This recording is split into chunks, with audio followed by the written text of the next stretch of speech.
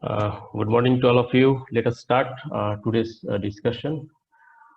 We are discussing the physical methods of analysis, that paper, and particularly we are focusing on the advanced technique like HPLC. Okay.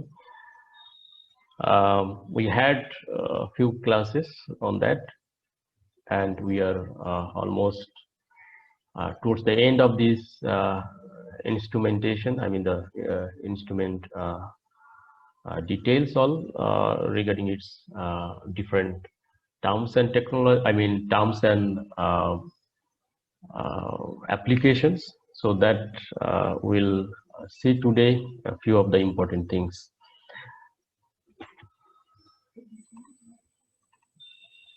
Okay. So in the last discussion, if I quickly tell you, so we had the discussion over on stationary phase of reverse phase HPLC. So we had the detailed information on that, particularly the silica which is being used, how the modification is done to get the reverse phase stationary phase, reverse phase color, I mean the reverse phase HPLC and the stationary phase of that. And we had a comparative discussion with the TLC versus normal phase and reverse phase HPLC, how the peak will be projected in the chromatogram.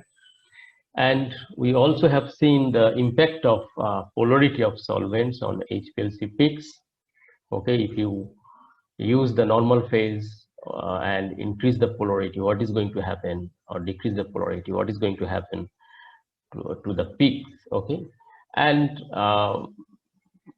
similarly, we have seen for the the reverse phase HPLC also. And we tried to learn some of the the terminologies,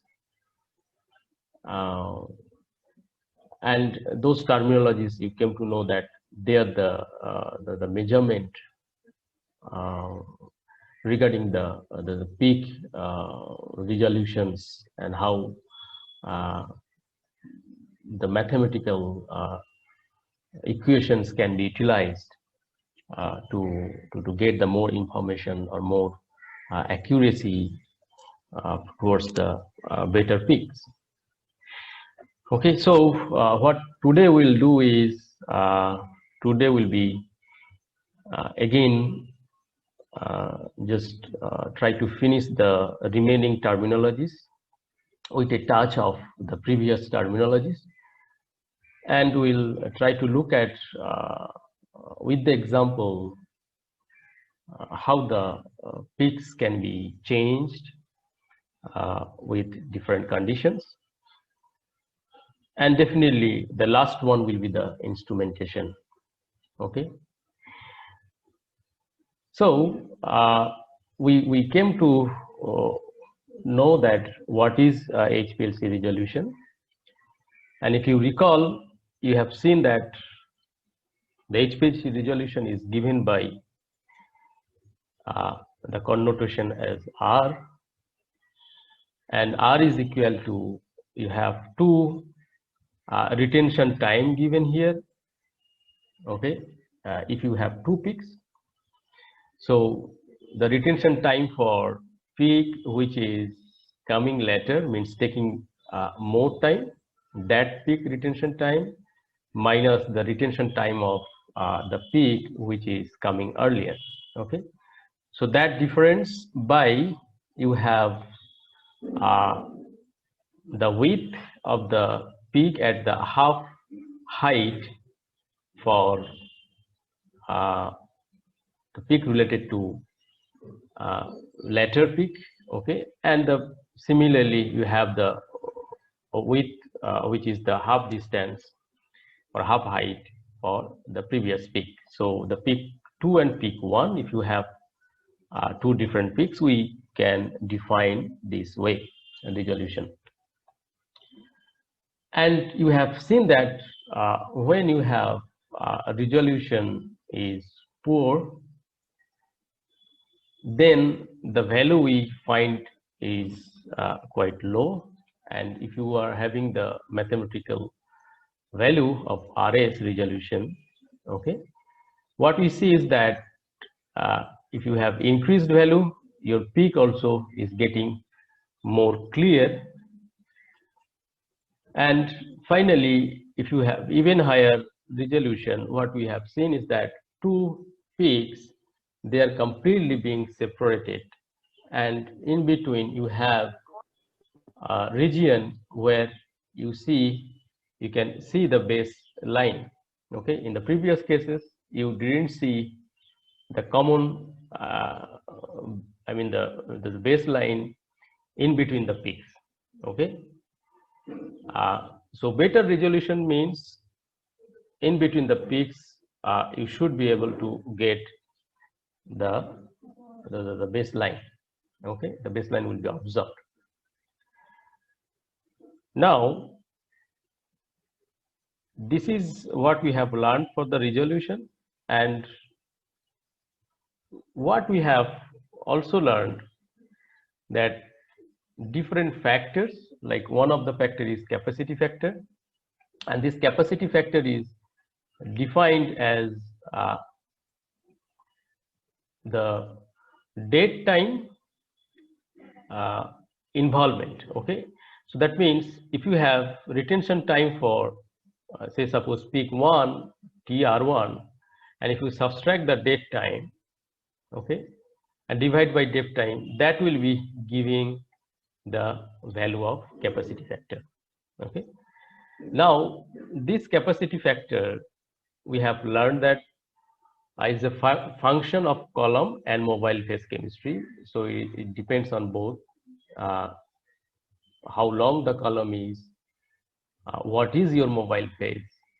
Okay, and primarily applicable under isocratic condition. And now the isocratic condition you will come to know now what is exactly it means. In general, a change of K of one peak will be having the impact on the other peak.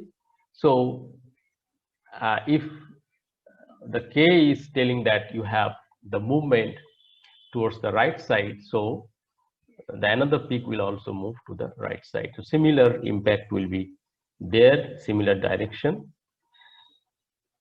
And another factor we have also learned is the selectivity factor, and that selectivity factor is nothing but the ratio of the capacity factors of the two peaks. Okay, so if you have peak 1 and peak 2, so the latter peak by the earlier peak, that ratio, the capacity factors will be calling the selectivity factor, okay, of that chromatogram. Now this is also similarly dependent on the column, how long the column is, what is the mobile phase, and definitely it is isocratic condition is very, very important.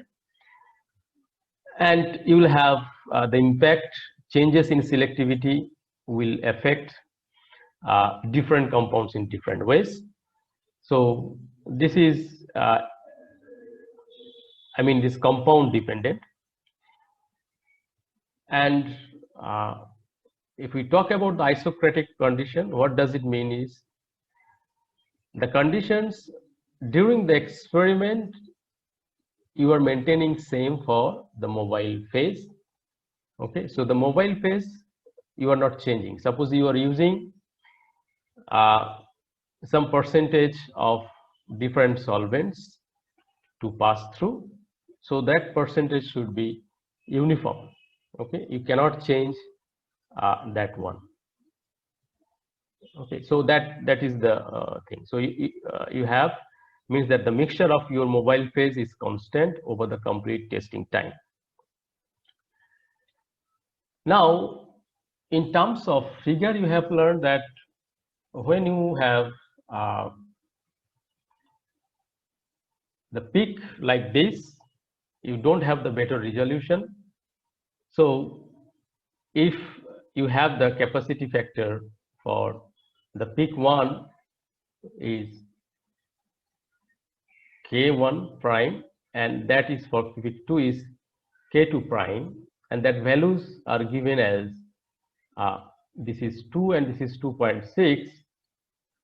So your selectivity factor is coming 2.6 by 2, which is 1.3. Okay, so this is selectivity factor. Now this selectivity factor in this case is 4, so that's why we don't see, I mean, these peaks are not well separated, and we got some selectivity factor. Now from here we can have the idea, like if your selectivity factor is going down, your peak resolution will be 4, and if your selectivity factor is increasing, value is going high, your peak resolution will be good. Now if you look at here, two different chromatogram given. Okay, so you have a separation from here. So if you look at here, your selectivity factor, what we see is that the K1, okay, the value is 1. Okay, the peak 1 value is 1, and K2 the value is 1.1. Okay, now so you can take it is 1.2, K2 is 1.2. Okay, so what will happen is your selectivity factor K2 by K1 prime, that will be is 1.2. Okay, now this is 1.2 is lower than 1.3, right? That means the resolution is poor, and if you can look at from these two figures, these two, what we see is that definitely the resolution is poor, and your values of selectivity factor is also different. The second case your value is low, and high, the first case your value is high. Now not only this one, what we have seen further is that what is the value of selectivity, I mean the capacity factor. Now capacity factor for the this particular chromatogram, this here, what we see is the capacity factor K1 prime is 1, whereas the first one, peak 1, the capacity factor K1 prime is 2. Okay, so 2 is higher than 1, and it is moving towards the right direction. Okay, towards the right direction. And for peak 2 of figure 1, your capacity factor is 2.6. okay, higher, and here in peak figure 2 the capacity factor is 1.2. so what we see is that 1.2 is lower and 2.6 is higher. So 2.6 peak should be towards the right direction, okay, then the peak 2 of the second figure. Okay, so this is, if I call the chromatogram 2, this is chromatogram 2, this is chromatogram 3, and this is chromatogram 1. Okay, so this is the fact we are seeing. Now when we look at the chromatogram 3, the individual capacity factor value is becoming high. Okay, so 3.7 and here 5.25. okay, 3.7 and 5.25, the two peaks. 3.7 value is even higher than 2, which is seen by at the figure 1, the chromatogram 1, peak 1. So that's why this is much right sided towards right direction, right hand side direction. And if you look at the second peak, what we see is the value in the chromatogram 3, the K2 prime is 5.25. Now this 5.25 and 3.7, if you calculate the selectivity factor, what we find is 1.41, and this 1.41 is higher than 1.2 or 1.3. So that means among these three, what we find is that the better, better resolution we are getting for chromatogram 3. Okay, so if you go further, you can have a situation where the capacity factors, if you divide, your selectivity factor is coming even higher, so 1.5, and this 1.5 is much higher than others, right? So initially we got 1.3, 1.2, 1.4, now it is 1.5, so we'll be expecting much better resolution. Okay, much better resolution. Now if I compare figure 1 and figure 2, figure 1 and figure 4, chromatogram 4, and if we try to understand the capacity factor, okay, figure 1 and chromatogram 4, chromatogram 1 and chromatogram 4,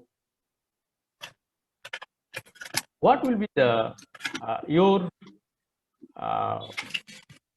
conclusion regarding the capacity factor? What will be the capacity? Can anybody tell the capacity factor for figure or chromatogram 4? You have the two peak. If I put this is K1 prime and this is K2 prime, so what will be the capacity factor here, tentative?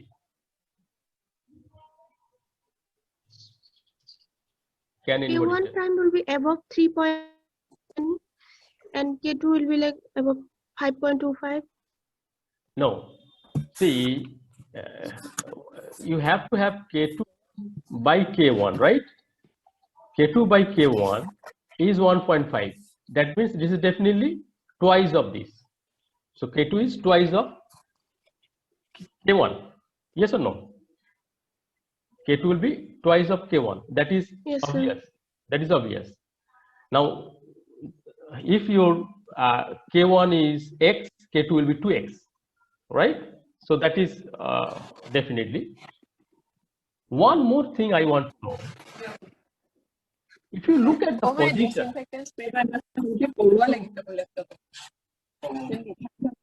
Nasrin, can you switch off your microphone? So what I am telling is, if you look at the chromatogram 1 and 4, your peaks are quite similar position. Yes or no? Positions of the peaks are quite similar. Okay. So your capacity factor is going to be within the similar range of values. Okay, very close to that value. Understood? So you have the 2.6 here. You have seen it is 2.6 for 1. So, and here you got 2. So what I'm going to tell you that, so it will be 2.6 will be close to 3. This will be close to 1.5. Okay. So that is the expected region of values of capacity factor, because this peaks are quite similar position, okay, of similar position or retention time of this one, close to that. But your resolution is becoming better, so your peak is becoming more clear, and your capacity factors will be quite similar to that, and that value will be twice of the peak 1 for the peak 2. Got it? What I want to tell. If I give the peak like this, say suppose here, Okay, here. Then see your retention time has increased. Okay, and here it is close to, this peak has capacity factor close to 5.25. Okay, so this is, it will be similar to that, close to that one, and this will be even higher, and you have the better resolution. So if it is nearby around 1.5 is the selectivity factor, so it will be twice of that. So this will be the second peak will be twice of the first peak. Okay, so two things we got from here. One is the capacity factor value itself, it will suggest more higher value. Okay, higher value means towards the right side, so your retention time is going to be high. Okay, and if the selectivity factor is high, your resolution is becoming better. Okay, so selectivity factor is directly connected to resolution, and capacity factor is directly connected to the retention time, means where the peak is going to come. Higher the capacity factor, higher will be retention time, so peak will be more towards the right direction. Okay, is it clear from this page? So two things we have to remember here. Now we have another terminology, we call it the column efficiency. This is a bit spread. Okay, now column efficiency is termed as N, and this N actually is it is indicating the number of theoretical plates. Okay, number of theoretical plates. Now this N is a measure of column efficiency. So more the theoretical plate number, more will be the efficiency. Okay, now how the N is being represented? So N is equal to, you have the A into, you have TR by W. So TR means you have the retention time of the peak. So this is related to a particular peak. So each peak will have its own number of theoretical plate. Okay, so you understood, right? So one chromatogram may have more than one peak, so each peak will have its own theoretical plate. Okay, so this theoretical plate is calculated as shown here. Now what are those different things? So A is this is a constant depending upon the methods we apply. Okay, so that it will be clear after a while. TR is the retention time of the peak. So this TR, we generally consider the whole retention time, even including the dead time. Okay, so dead time is included. You don't subtract the dead time. Dead time will be there itself. Okay, and what is W? W is the width at a given peak height. Okay, so width means it's not just the width at the baseline of the peak. So this width is depending upon at what height we are considering. So the method is applied with respect to what height. Okay, so that calculations we have to consider. Now that means that W is depending, A will be depending upon this W. Okay, so at different method, A will be different, and the method is based on the W. Okay, sometimes we consider the 50% height, that width. Sometimes we can consider the maybe 4%. Sometimes we can consider the around 13%. Okay, so you have different percentage of height has been have been considered to calculate the number of theoretical plates for each peak. Okay, so here is the method. So the method, and you have the value A. Okay, so when we consider the peak width, half peak height. So when you consider the peak height and consider peak height at the half we consider, and then at half peak height, what is the width of the peak? Okay, if we consider that method, then the A we have to consider 5.54. This is a constant value. We have to take that one. Now, if we do the calculations with respect to, say, suppose 4.4% peak height, okay, then the method is termed as this. The first method is called the half height width method. Okay, second method we call it the 5S method. Okay, now this method is 4.4% peak height has been considered, and here the A value is taken as 25. Okay, so what you see here is you have the 50% height. Okay, now here peak height is 4.4%. Okay, and if you look at highest the percentage, lowest is the A value. Okay, lowest is the percentage, highest, I mean, we are getting the A value. I mean, not getting, this is the constant is being identified. Okay, and tangential method, so that method considers 13.5%. okay, peak height.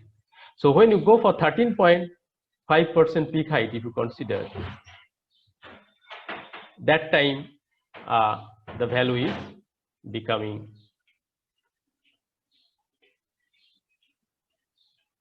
no, just a minute. Yeah, that time value is becoming 16. Okay, so these three different values we have to consider while we are calculating. So what is the method we are doing based on that? So peak width at half height is the most utilized method. Okay, so where the 5.54 is the A value. So if I consider this chromatogram, what we find is that this chromatogram, we have here, I mean, one peak we considered. And remember, when doing the calculations of peak width, you have to make a triangle, okay, or from there you consider that the peak position to the baseline, what is the distance? Okay, that distance you have to consider, and from that distance you make it half. Okay, so that half you consider, so this is the half height. Okay, now this will be your width of the peak. So it is not like your peak is kind of this hump. So what you have to do is, generally what people, I mean, the best method is, this is the baseline, and we have to make a triangle like, okay, and then we consider from here to here. Okay, from here to here, this is the overall height we have got, not from here to here, not from this, not this. So this is correct. Okay, and then from there you've got the half this, so now you make it this. Okay, so this will be W half. Okay, you understood? So that triangle you have to consider, and that we have to use for the calculations of W half. Okay, so half width. And what we can now apply is the column efficiency in terms of plate number. So N W half is equal to 5.54 TR by W half whole 2. Okay, I mean square. So this way we can calculate the column efficiency. And now this is another thing. So here you see you have another peak shown here, and if you consider the baseline, okay, for this peak, so the baseline, if I draw, this is my baseline. Now from this baseline, here it is shown like, if you go consider the 10% peak height, okay, from the baseline 10% peak height. So you have to consider the triangle, okay. So that is going to go like this. I mean, it is going to come like this, and you have, okay. Now this will be your overall the peak height, okay.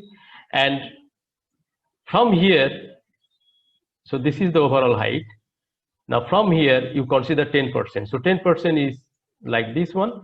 So this is the 10%, okay.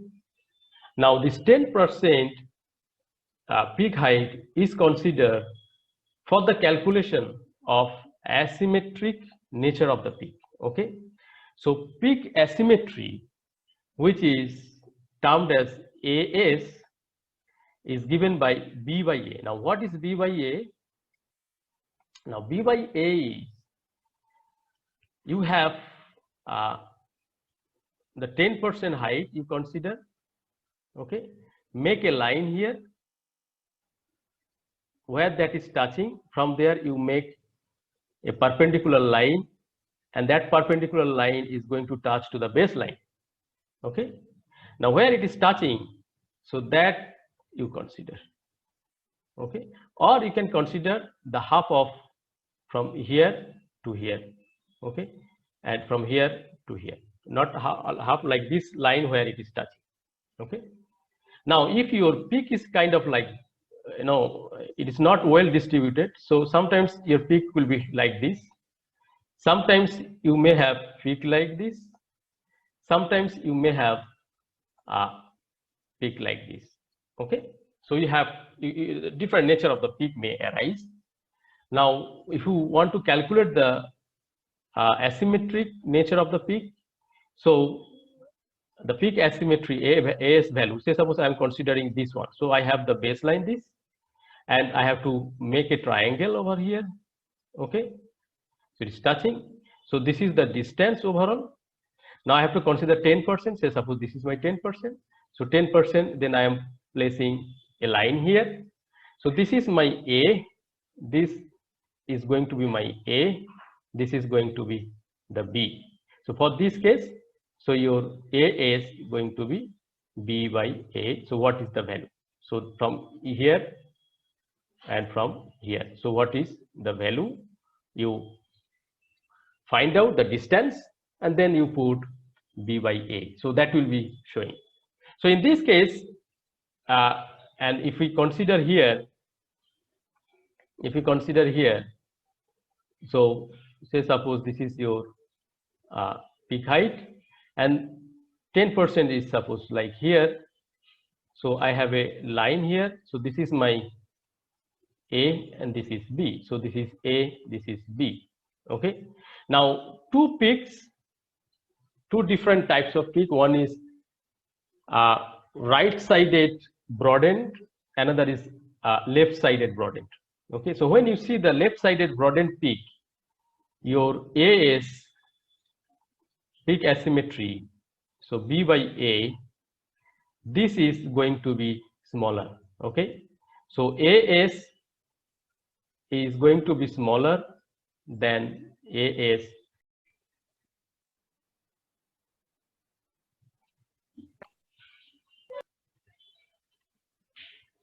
So now you can understand, if we have different peaks, we can calculate different values. Sometimes column efficiency, sometimes the peak asymmetry. So all those we can calculate, and we can make the data table, okay, regarding the nature of the chromatogram. Got it? So in the exam you may expect this kind of calculations. I may give a chromatogram, okay, HPLC chromatogram I can give with some scaling. So I can ask, calculate the peak AS of the peak 1 or column efficiency of peak 2 under this method, okay, or the capacity factor or the selectivity factor. So those things can be expected in the exams. Okay, so I'll just give the chromatogram with some scaling. Okay, so scale will be there, some marking will be there. You just need to do different calculations. Okay, so that part is there, and it's becoming very slow.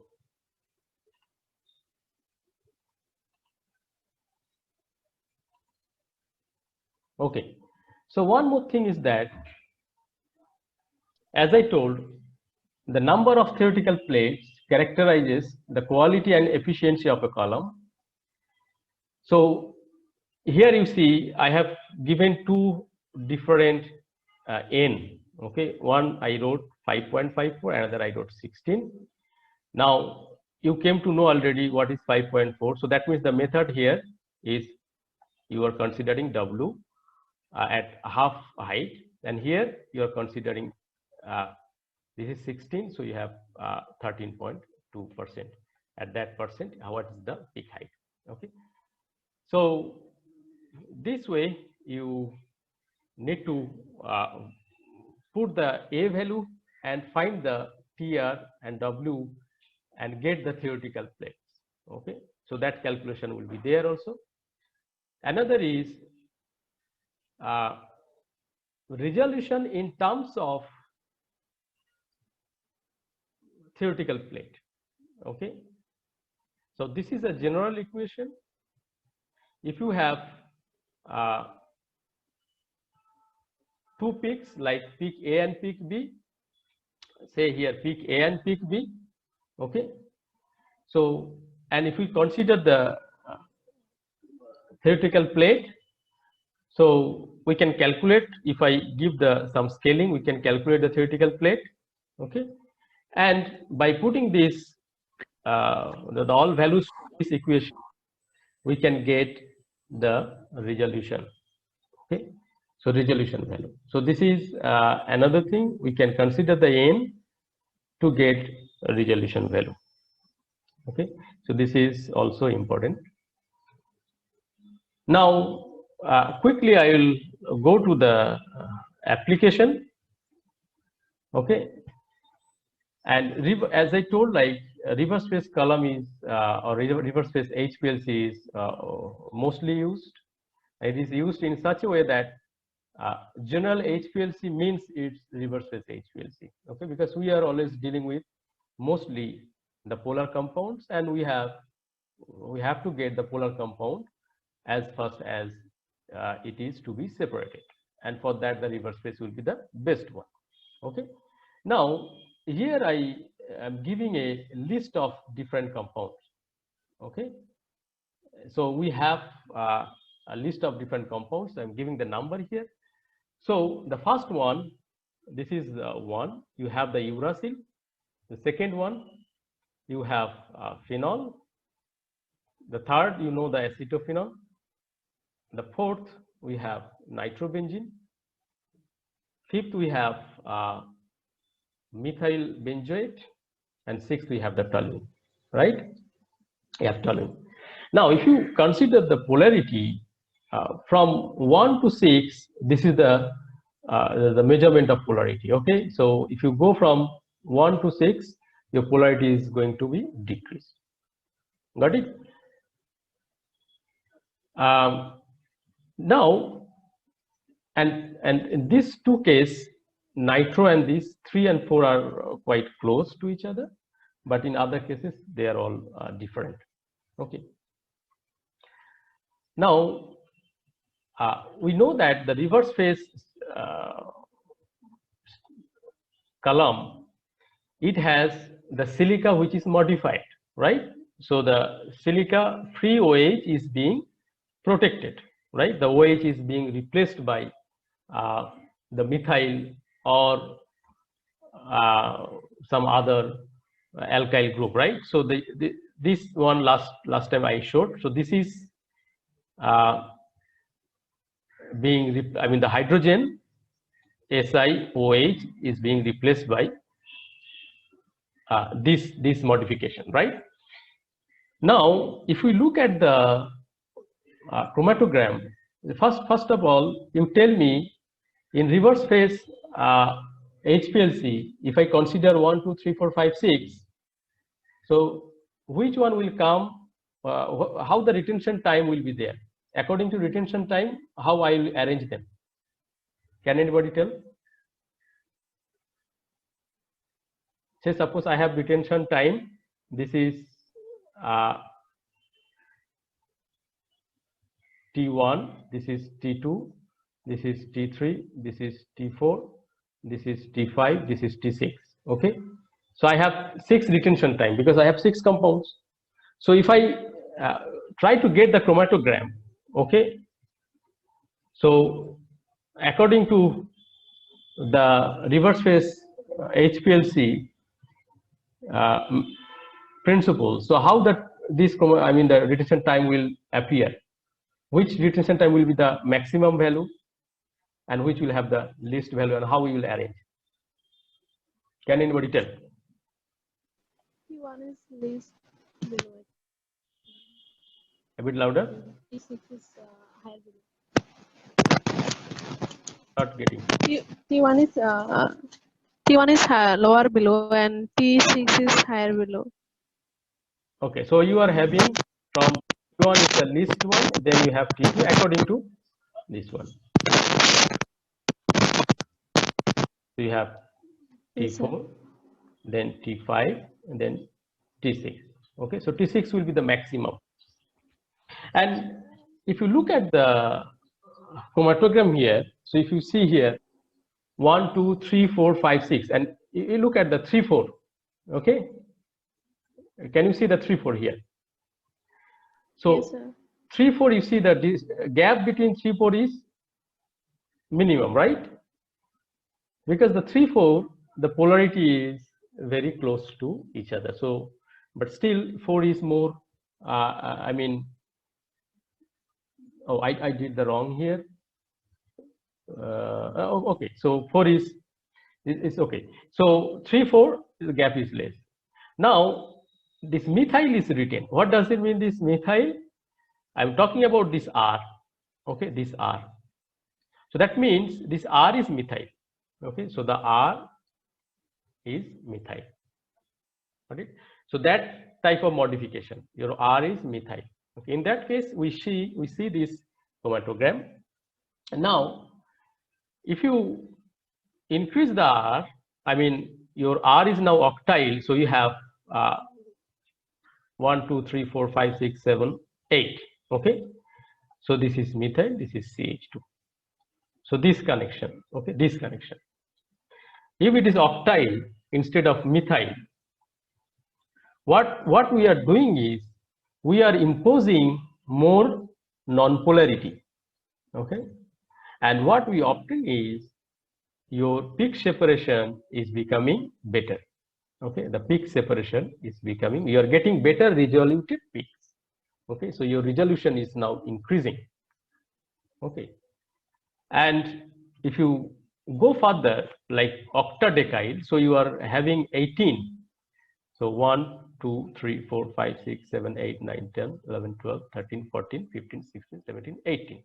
Okay, so you have this long chain. The R is this long chain. Okay, this is the R. So this long chain, when you have your stationary phase is now becoming very, very nonpolar, and what we see is that your retention times are now getting aparted from each other, right? So you are having much better resolution. Okay, the only thing is that you have to have the patience. So your overall time of experiment is increasing. Got it? So the first case, your experiment is finished within 8 minutes. Okay, all in 8 minutes, everything came up. Next, you see it is 16 minutes it took, and then it took 24 minutes. Okay, so your time is increasing and you are getting better resolution. So your peaks are all coming nicely. So that's why in reverse phase column, we generally see C18 column. This is we call C18 column, and this one we call C8 column. Okay, so C18 column is generally utilized. Okay, now quickly go to the instrumentation. This is very short one, I'll finish. So this is the overall schematic diagram. So this around 7 different parts are there in this instrumentation. So I have given A, B, C, D like this way. Now here I'll show you. The A is telling the mobile phase reservoir. So you have here A, this is mobile phase reservoir. B, we have this is pump. Okay, you know pump is required because your column is well packed. So solvent will not move. So you need to push the solvent. So pump is there. D. C is the sample injector. So you have C here. In this way you are injecting the sample. So you have this black color, you know, the line, it's the connections of pipes, okay, internally. And you have D is the column, you have the column here. E is the detector. So when the compound is passing through the column and reaching to the detector, so detector is detecting. And you have the F, data analyzer. So this is the data analyzer. So detector is giving signal to the data analyzer, means the computer software, and it is doing the giving the result. And G is the waste collection, because you are ultimately passing the solvent. So the solvent has to drain out. So you have some collector. So the pipe will be connected with some collector. So the collector will be collecting the waste. Now we call though it is waste, but it can be a fruitful thing also. Suppose you are having 2 compounds or 3 compounds, so you have different peaks. So you can see the chromatogram and you can do the preparative HPLC. So when one peak is coming, okay, you can regulate the solvent or the mobile phase to collect each peak related compounds, okay, in this waste container. Okay, so you can separately collect and you can do separation through HPLC. So in that case we call it the preparative HPLC. Now here this is the actual instrument, if you can look at. Okay, you have different segments here. So A is here, this is the reservoir. Okay, you have the B where you see the pump. Okay, this is the B. You have C here, the injector sampling. You have D, this is the column. Okay, the column is connected with now E, the detector. You have the detector here, and you have F. So F is this output is going to the computer, and finally you have G. So your another pipe is the ejection pipe is here. So it is collected at the G. Okay, so this is the overall different parts of the instruments. So I will suggest you to go to this YouTube link to see how the demonstration is done of this instrument. Okay, so the link is given here. So you can go to that video, like 15-20 minutes video. So that video you go to, and it's step by step they have shown how paracetamol kind of compounds are detected in the HPLC and how the peaks are coming and how the experiment can be done. Okay, so that will give you more informative, actual, the practical way. Okay, so we don't have the opportunity to do the practical right now, but this will be helping to you. Okay, so with this I'm stopping here. So I hope you have some idea. Try to go through it. I'll be putting this one into the group Google Classroom. And if you have any queries, you can ask me. Okay, so thanks for attending today's class. Thank you, sir. Thank you, sir.